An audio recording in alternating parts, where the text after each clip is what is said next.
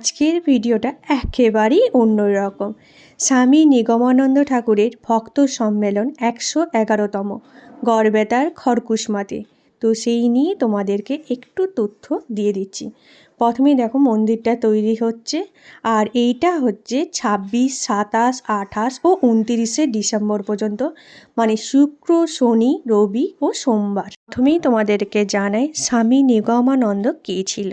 স্বামী নিগমানন্দ পরমহংস নদিয়া জেলার তৎক্ষণাৎ সাব ডিভিশন কুতুবপুর গ্রামের একটি ছোট্ট গ্রামের ব্রাহ্মণ পরিবারে জন্মগ্রহণ করেন। তিনি শ্রী শ্রী ঠাকুরের নামেও পরিচিত। চৈতন্য মহাপ্রভু এই একই জেলায় জন্মগ্রহণ করেছিলেন। সন্ন্যাস ধর্মগ্রহণের পর তিনি পরমহংস শ্রীমৎ স্বামী নিগমানন্দ সরস্বতী দেব নামে পরিচিত হন।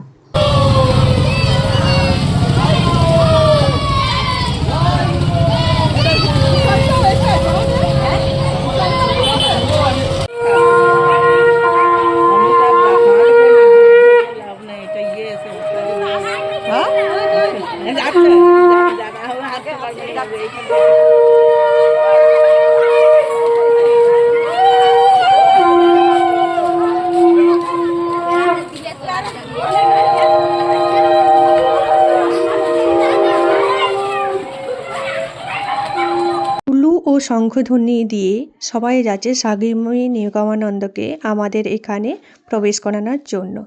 তোমরা দেখতেই পাবে প্রথমে যে কিছু জন গেছিলো মোটর সাইকেলে করে, তারপর মেয়েরা গেছে উলুধ্বনি দিয়ে, এরপর স্বামী নিগমানন্দ আসছে।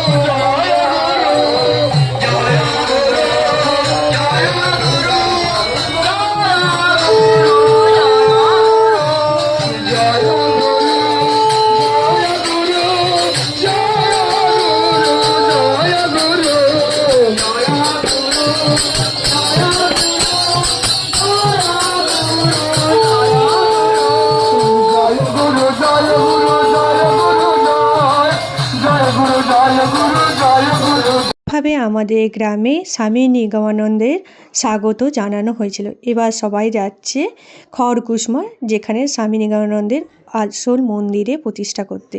খড়কুশমা যাওয়ার ঠিকানা এবং যানবাহনের ব্যবস্থা কীরকম প্রত্যেকটাই এই ভিডিওতে দেওয়া আছে, চাইলে তোমরা চেক করে নিতে পারো।